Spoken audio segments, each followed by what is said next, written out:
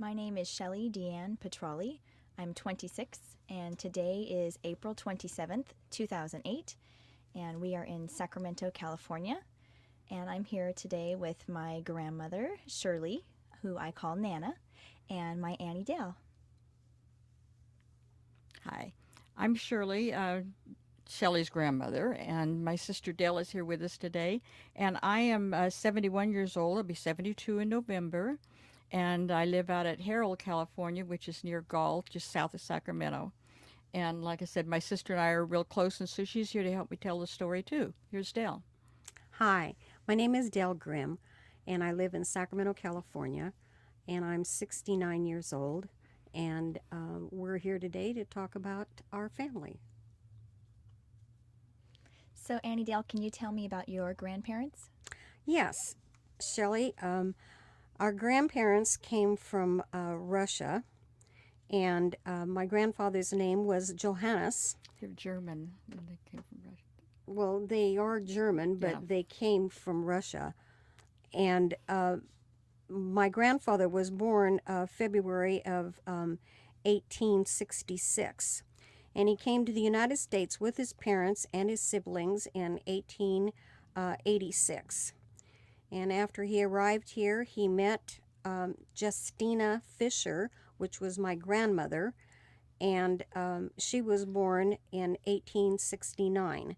They were married sometime in 1888. We don't know exactly because we couldn't find the documents. Grandfather, Johannes, he became a United States citizen in October of 1892.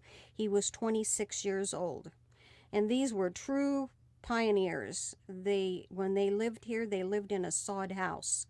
This is a house made with rough lumber and dirt, I guess. That's sod. Mm-hmm. Says we just can't really begin to understand all the hardships that they've endured. And in 1898, I'm getting my 18s and 19s mixed up. They had 6 children. They had 4 boys and 2 girls. And we just can't imagine the grief that they suffered when in 1 week they lost 3 boys. 3 boys died of diphtheria. They had an epidemic. And so it left them with the 1 boy and the 1 girl. And, or 2 girls, I should say. And they made coffins. They built coffins, and my grandmother, she painted the outside of the coffins, and then she lined the inside with cloth that had been dipped in bluing and starch. And they lined the coffins, and then on top of the coffins they placed a cross, a wooden cross, which they blackened with stove polish. And it must have been an awful day for them to lose 3 kids. The oldest one was 9 years old, and the next one was 6 years old, and the last one was a year old when they all died in 1 week. Can't imagine. Yeah, it must have been something else.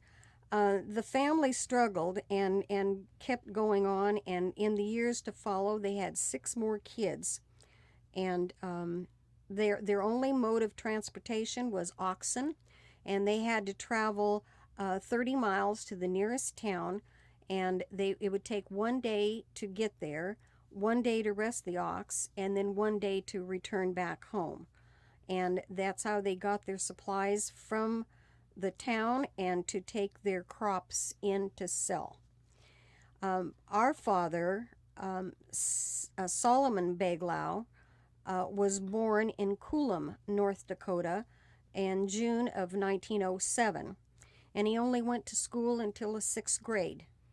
And he had to quit to school and help support the family.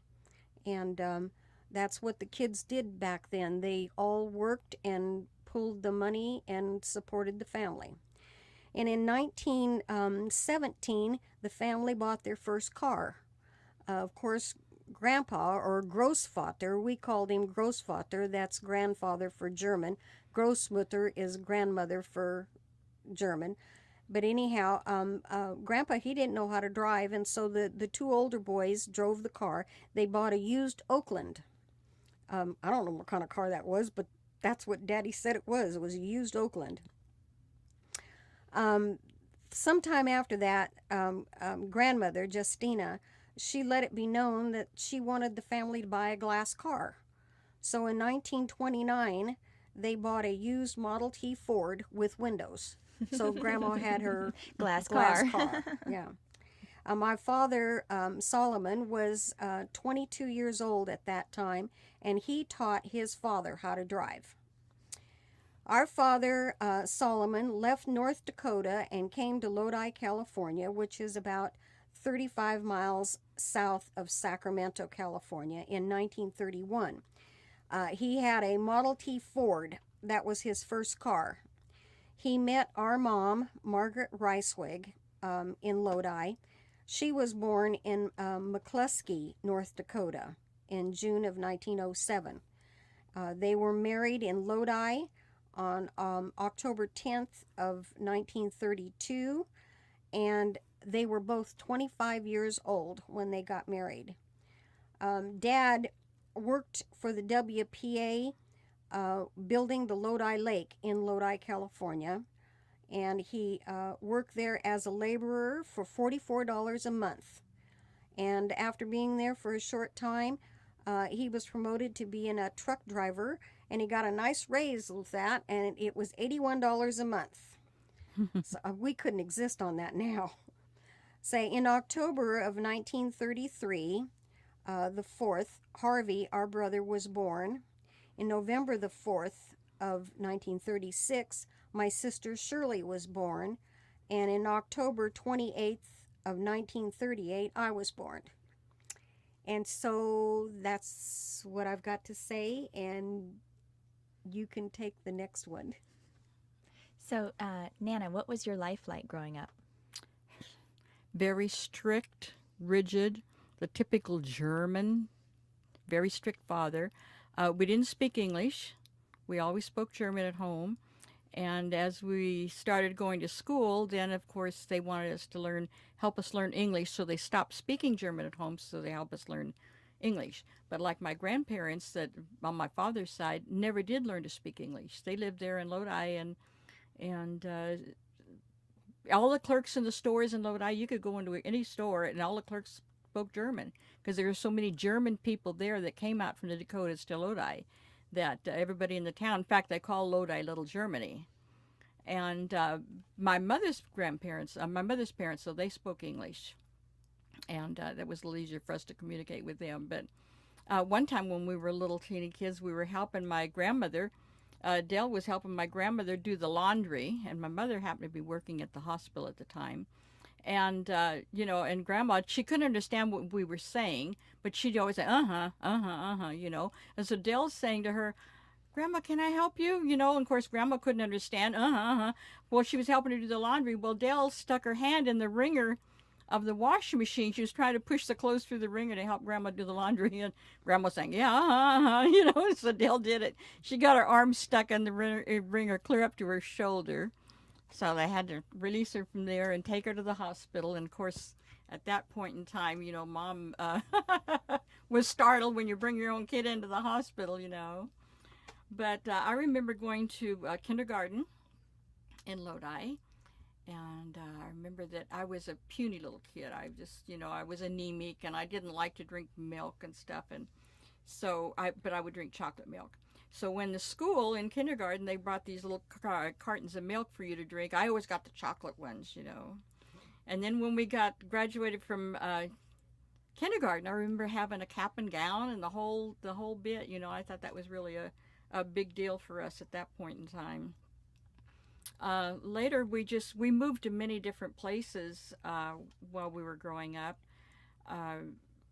After Lodi, I think we moved down to the Turlock area, which is about an hour or so drive from Sacramento. And we lived on a farm on a grade A dairy. And my dad milked about 75 cows. And you had to milk them twice a day, morning and night. And so he'd have to get up like at 2:30 in the morning and get up to milk the cows, so he'd be done with his chores, by morning time. And then in the afternoon again, about 2:30, we'd milk again, so we got done by evening. And of course, that was our job, was to help with the dairy and do all that kind of stuff with Dad. We have to go get in the cows and bring them in, because they'd be out in the fields, and bring them all in and help round them up so they could put them in the barns. And Nana, how old were you? how old was I? When we moved out there, I probably was about 10. I think Dell was about 8. I don't know. When we moved out to the ranch, I was about 5. Well, we're not sure about the dates, but, Just wondering how old you were when you were herding cows. Oh, when I was herding cows. Oh, we did a lot of things with cows. We had to feed the calves. We had to feed because right away they took the mother away from the calves because they wanted her milk, So we'd have to feed them with bottles. And then when we had to train them to get off the bottle where they could drink out of a bucket, they would suck on our fingers. And as they'd suck on our fingers, and you would lower your hand down inside the bucket of milk, so they'd still be sucking on your fingers, but they were sucking the milk up. And then you gradually pull your fingers out, and then they'd be sucking the milk, and that's how we trained them to learn to drink out of the bucket and so forth. The barn that we had there was a grade A barn, and it was real shiny, smooth walls, because grade A had to be extremely clean. And we used to have to get steel wool and wash the walls down, scrub them down with steel wool, because when the cows were eating green grass, they kind of had like diarrhea, and every time they'd sneeze or cough, it would splash up on the walls, and we'd have to get down there and clean it off, and we'd clean up the gutters in the barn and wash barefoot through the cow manure. We did all kinds of things. That's why we got big feet now. Got a good understanding. Look at Annie Dale's face. I don't have big feet. Anyway, we blocked up the gutters from one end to the other and slide up and down, push each other up and down, and that was our play. We had no place to play. Way out in the country, you couldn't go anywhere or do anything, So milk the cows. Oh, I have to tell you, they had milking machines. Yeah, they had milk machines. We didn't do them by hand, but they just had milk machines. You put a strap over the cow and you hang the machine underneath them and milk them that way. And then we'd pour them into this big tank that kept the milk cold for the big milk trucks to come pick them up. Well, the milk has to run over this metal rack thing that kept the milk, that cooled the milk. Well, there was a pipe that ran from the wall over to this metal thing that the milk ran over, and it formed a piece of ice on it. Like the typical story where the kid put his tongue on a flagpole. Well, Dell was a little kid, and she saw that ice there on that pipe and decided she wanted to lick some of that ice. Well, she put her head in between the wall and that machine and got her mouth stuck on the ice and couldn't get it, got her lips. It was her lower lip, the inside of her lower lip stuck to the pipe. She couldn't get it out. Well, Mom thought her head was wedged. She didn't know it. So she came and yanked hard thinking it was just wedged, and it wasn't. No. It was stuck with the ice, and it pulled off all of the lower part of her lip and was all really sore and everything. So that was quite an awful experience. And she still has scars that she can feel in her lip, right? Mm-hmm. Yeah. They never took us to the doctor. No, we never went to the doctor. Never went to the doctor. Mm-mm. Oh, and I survived. Yeah. I can remember, too, that at that point in time when there was polio, was a lot of polio, and everybody was scared of polio. Well, bubblegum came out then, and they were saying how bubblegum wasn't good for you and stuff, Well, I had sneaked some bubblegum, and I didn't know that, I didn't know I'd get caught. And I was putting on my sock one day, and my sock was kind of tight. Well, when it happened, my foot went into a cramp, and my toes bent and got all curled up and funny because I got a cramp in my foot, and I thought I had polio. Scared me to death that they would think that I had bubblegum, and that was it. That got polio. But that was just one of the funny things that we did. But she tried to teach me to skate. I couldn't roller skate. Who, Annie Dale? Yeah. She got behind me and she'd try to get me to skate. I couldn't skate. We had the kind of skates that you clamped on and you screwed it with a key. Yeah. It was. It wasn't like skates like you have now. And then she tried to ride my brother's bicycle. And it being a boy's bike, it has the bar across from the handlebar to the back seat. Well, she was too little to reach over that bar and reach the pedals to ride. So she would stick her foot under the bar, and her right foot would go over under the bar and pedal on that side, and her left foot would be on the other side. And she rode that way sideways, riding that bike like that. We walked to school. We walked probably 2 miles to school. We went to a little 2-room schoolhouse. It was a typical little old school where they had a big bell and a rope hanging down. You could ring the bell in school, and a 2-room schoolhouse, and it was enjoyable, but we just had very few kids in our class, and we didn't know any different, so that was fine with us, you know. And but we wore bibbed overalls. Oh, yes, yeah, being farm kids, but... Did you like school? Oh, I loved school. Yes, I liked school. I always liked school, yeah.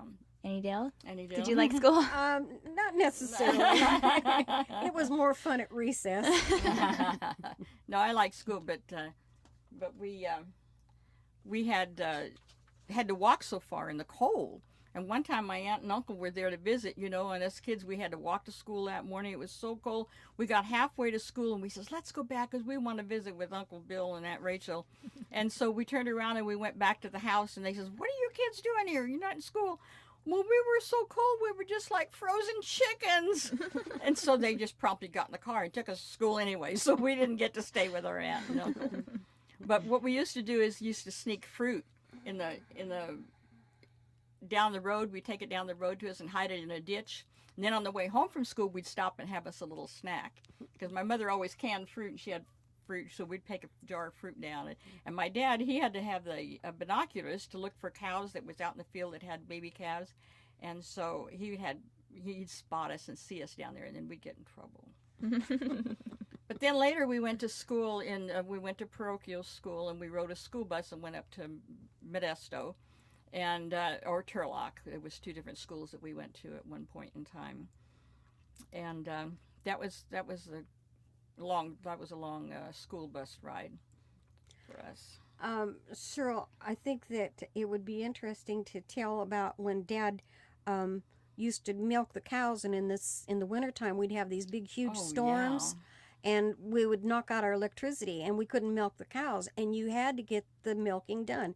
So Dad would go down and get our car. We had a 1941 Buick, and he'd bring it up to the barn, and he'd hook some hoses up to the car and start the motor, and then hook it up to the vacuum line on the thing. Anyhow, whatever he did, that German ingenuity worked, and he would milk our cows by using With your car. With using Incredible. the car. Yeah. And all the rest of the dairies were sitting there waiting for the electricity to come on, and Dad would have the cows Your already cows were milked. happy. Yeah, he'd be the only farmer that Yeah. had all his milking done. Everybody else was waiting Those- for the power to come on. Yeah. That's where those happy California cows come from. But Mom was a real good cook. She just loved cooking, baking pies and cakes, and she baked her own homemade bread. And during that time when we lived out on the ranch, Mom didn't ever make butter, but you couldn't get butter. It was during the wartime, I guess. And we would send our relatives in Chicago, my uncle in Chicago, that would send us butter through the mail, and we would have real butter. And during that same time is when there was rationing, and you had to ration your food. You had to have rationings for food, for meat, sugar, gas. And since we didn't eat meat, we would trade our meat stamps with people to get sugar so Mom could make more pies and sweet and good things, you know. And so that's how we were with the rationing. And that was a long time ago. And here now they're talking about rationing rice right now today. They're talking about certain stores you go to, you can only buy so many pounds. So you had stamps, and you Yes. would trade stamps. Yeah, yeah. It didn't buy it. It just you had a right to buy this many pounds. It gave you Wow. permission to buy that many pounds of whatever, you know. Yeah. So when you were going to school, did you have a favorite subject? Oh, I loved English. And of course music. And this whole time I took piano lessons and learned to play the piano. And Dell, she was a tomboy. She'd go out and play with the boys and play ball and stuff. And I'd sit in the house and I'd read books and play the piano and things like that. So that's where I get it from. Yeah.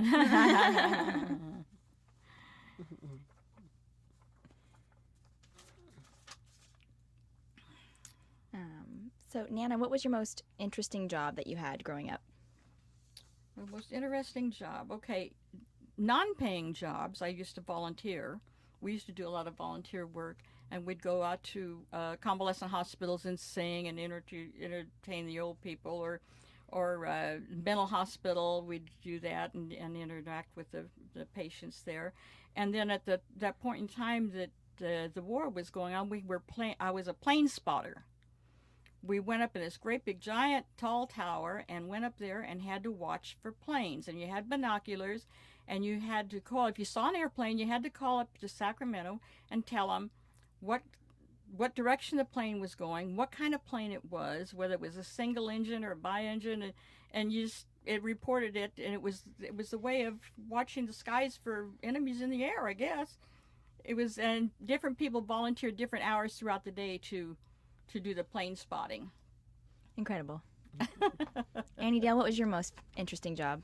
Oh gosh, well, I'll tell you what, my most interesting jobs was doing the same thing she did, because we were always together, and we did that. Yeah. Oh, everything we did was together. Mm-hmm. Okay. But shortly after that, my parents, we moved into town, and my dad got a job in Fairfield working for the state on the highways when they're building that highway between Sacramento and San Francisco in the Fairfield area. Well, he had to take some kind of a physical test to work to go further on into the job, and he couldn't pass the physical test because he was going to have to jump so many feet to be clear of a tractor if something happened. So he couldn't pass that test, so then he didn't work for the state anymore. But we did live in Turlock for a while, and I went to school in Modesto, and I lived with people in Modesto and stayed with them and earned my room and board and my tuition for school that way. But what happened is my dad didn't pay the tuition, and so the school said, you can't go to school anymore because he wasn't paying the tuition. So I had to drop out of school. Well, then when I tried to go into public school, I couldn't go into public school because they wouldn't release my credits because the bill hadn't been paid. So since I was 16, it was okay for me to drop out, even though I didn't want to. But Dell didn't want to drop out. No, I'm sorry. She didn't want to go to school. She wanted to drop out. So at 15, she just, that's it. I'm through with school, Well, what happened then is the truant officer just caught up with her and made her go to school because there's a law. You have to go to school till you're 16. So we were living in this little apartment because just prior to that, my dad had left my mother and left our home. And so Mom had never worked in all of her life, and so she just got a job babysitting for some people that lived out on an airport outside of town. But what she did is she lived there with them. So it left my sister and me with no place to live. So when we had to give up the house that we were living in when Dad left, she got us a little apartment. Well, first of all, we moved to a hotel because we didn't have room for a whole month's rent. And my piano and everything got moved upstairs. And then when we had to leave there, I didn't have the money to move my piano down, so my piano stayed upstairs there in that hotel. And we moved to another little teeny apartment that I worked at the music store, and my mother put us in that apartment, and we didn't have a home. We just, the two of us struggled just to try and make ends meet. Mom lived out on that ranch, and Dad didn't contribute anything. So we really had really nothing through our early teenage years, which was really rough for us at that point in time. Well, when they made Dale go back to school, because she wasn't 16 yet, she went down and lived with my dad in Merced, and she went to school. And so then I just stayed on there for a while, living in a hotel or whatever money I had to get a hotel room for the night. Practically homeless. We had nothing, And so then it was when Dell went to school from September till October. Her birthday was October. She turned 16. As soon as she turned 16, she quit school. Yep, she got out of school. I'm done with this. So she was 16 then. So we both moved to Sacramento and married and had children. And she didn't have to work, but I worked. And she had one daughter and I had 5. But I worked for the state of California, and real proud of the fact that I got a good paying job after no education. But what I did do was, for my self-satisfaction, I did go to night school and did get my graduation just because it's something I wanted to do. Even though I had a good paying job, I didn't really need it for my job. But it was just something that I wanted to do. So I did that. And I was very, very proud of that. High five, Nana. Good for you. Yeah. And so as sisters then, you guys are, it sounds like you're especially closer than most. Well, just yeah, because of what you've been through. we were, that's all we had was each other. We had no home. We had no family. You know, I mean, there was no place we could go for help or do anything. You know, we were just We on used to our make own. our own clothes. Yeah. We dressed alike. People used to ask us if we were twins, and we got tired of saying no, so finally we just said yeah. And we just, We'd lie and say our name was Denise and Danelle, Denny and Danny. Danny Oh and my Danny. goodness. You two would. One day we were in Merced and we went down to visit my dad, and we were walking down the street, and both of us had red knit suits on and high heels and both long blonde hair, and driving down the street. And these guys came by in a convertible, and they looked and they turned and looked again and did a double take. And when he was looking again, the car in front of him stopped, and he didn't know it, and he rammed into the back. So you caused a car accident. Absolutely. Nice. Yeah. But I did get, like I said, I did have the good job, and I got an award from the governor because, oh, I have to tell you that, yes. I just now remembered. When Dell lived in Merced, she was a trophy girl for the races, the car races. Hot rod races, and she was a trophy girl.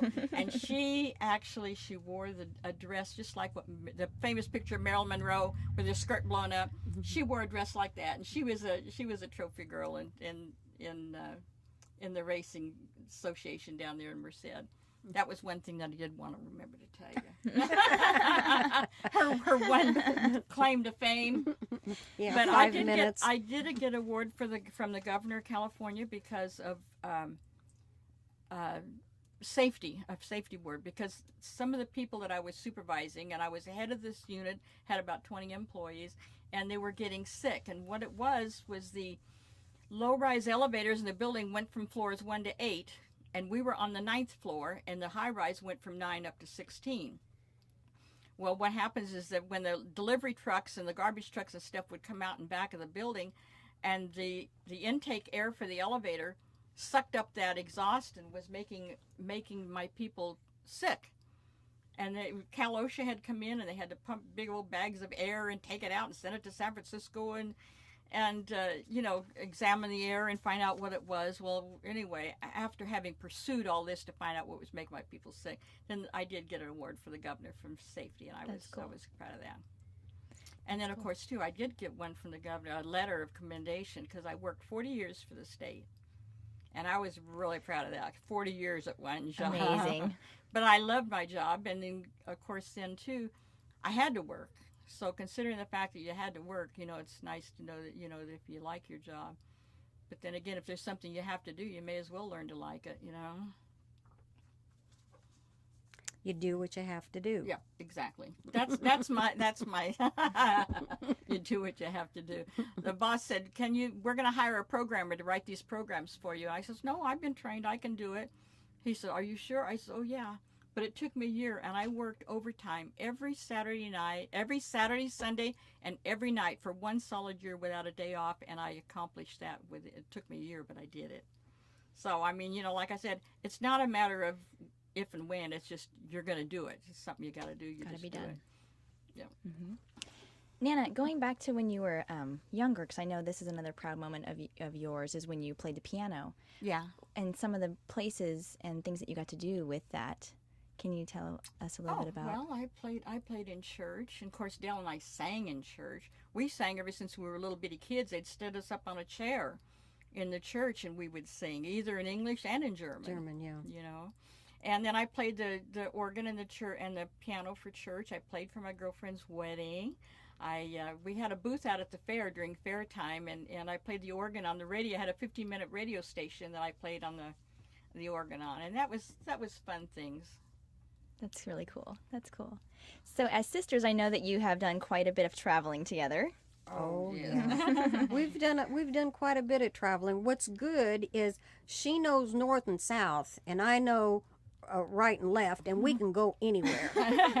And we just drove cross country just this last year, and we went to Branson, Missouri, and on into Ohio, and then back home. We traveled over 5,000 miles.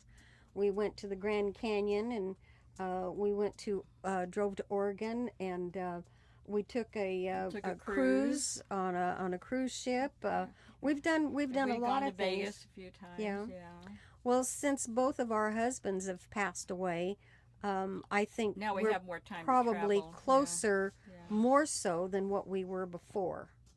Mm-hmm. And we can have more time to spend together. We go play bingo, and we go to the movies. We go to movies every week, and we see at least 2 movies. We love movies, but we're just, I don't know, we talk every single day, sometimes a couple of times a day. You'd think you'd get run out of things to say, but we kind of like don't. But, So now that you're retired, how do you feel about your life? Well, I'll tell you what, it was hard when I did it, but I'm thankful that I did do it. All those years of having to work was so hard with raising the kids and going to school. Then I went to night school to get my diploma, and it was rough, financially and emotionally and physically. It was rough. But I'm just so glad that I did it, because all your life you sit there and you save and save and you save for someday I'm going to do this, or someday I'm going to do that, or whatever. Well, the way I look at it now is my someday is now. And I keep telling Dale, we got to go do it. We got to do this. We got so many things to do before we die. You can't just say, well, okay, someday I'm going to do that. That's what she always said. We got to do this before we die. Because our someday is now, And we raised the kids, got the kids all out of the way. Like I said, I don't know how we did it, because I wouldn't want to raise kids nowadays the way things are. But they all turned out good. They all have good jobs. None of them got in trouble. So I'm really proud of that fact. But none of them took my musical talent, though. My brother. Well, your brother, yeah, but that's a grandson. Yeah. But, I can remember days when Mommy used to we'd buy her presents and stuff, and she'd save it, and she'd say, oh, well, I'll save it someday. And she'd have a brand new slip, and she'd put it back in the drawer. I'm going to save it. I said, Mom, wear it, Well, someday when and, your someday never comes. So you have to do it now, while you have a chance. And that's all I'm looking forward to now, is just grandkids and great-grandkids, which I've got 2 of, and the fact that I've earned all this gray hair and I don't have any. I just can't believe the fact that I'm 71 years old and still got my same natural hair color. But that's definitely something to be proud of. Oh, well, yes. And then, of course, too, we bought the ranch. I just, like my parents never had a home or had property. And I was able to buy the land out there, and we bought a mobile home and lived on it for a while and raised pigs. And I castrated all the pigs and cut their teeth. And I'd stay up all night delivering baby pigs and go to work the next day, So that was another part of our life that was fun, and it was hard and time consuming, but it's things that you just do, and you get by and do the best you can with what you've got. And meantime now, like I said, Dale and I, both of us had problems, and we both were divorced and remarried and met 2 good men, and we both were happily married for many years, and now they've both died.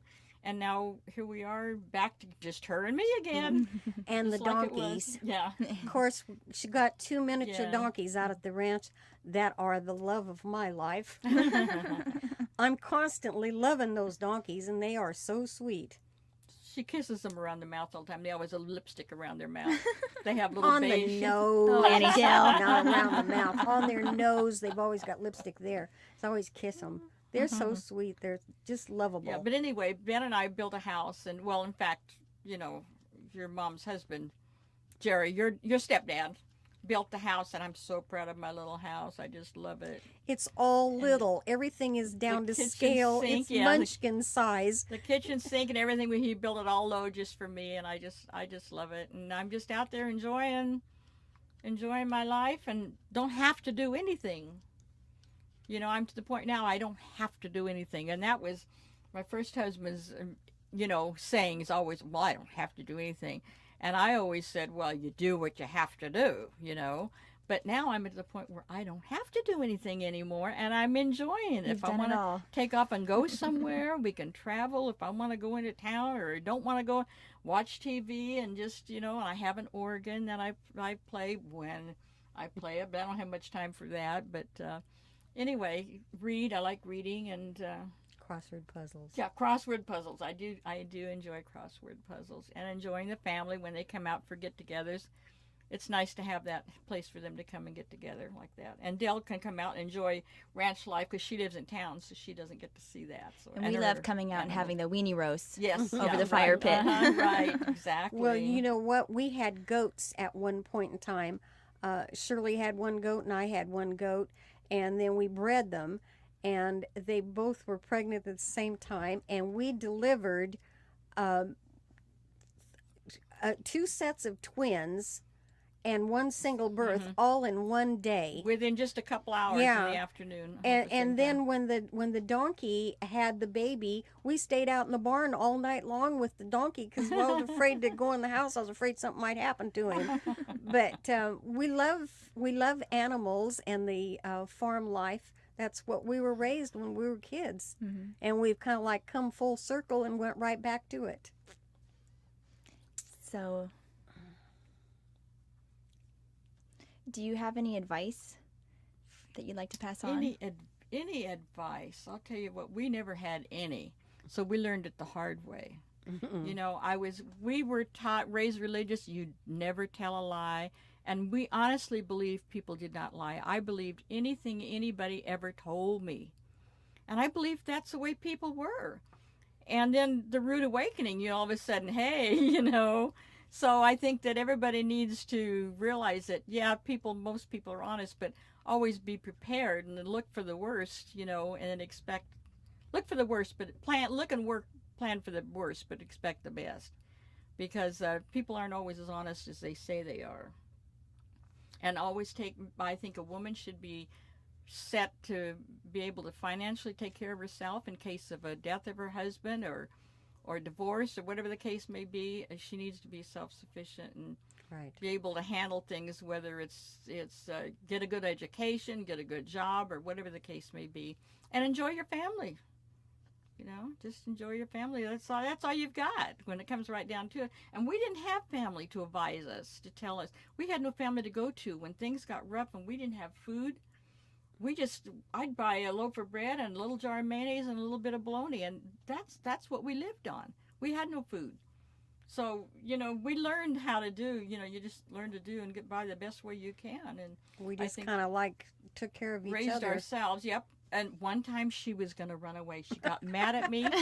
She was going to run away, and she took her shoe skates and her teddy bear and was climbing out the window of a 3rd-floor apartment out on the roof and was going to run away. Annie Dale. I mean, I don't know. We must have gotten in a fight or something. But, at that point in time when we were living up there, we didn't even have hot water. We had to take baths and wash our hair and everything in cold water. I mean, we just was lucky to have, pay the rent, couldn't pay utilities or anything or had food. So we had a hard life, and I think that everybody should prepare themselves so they don't have to go through that again.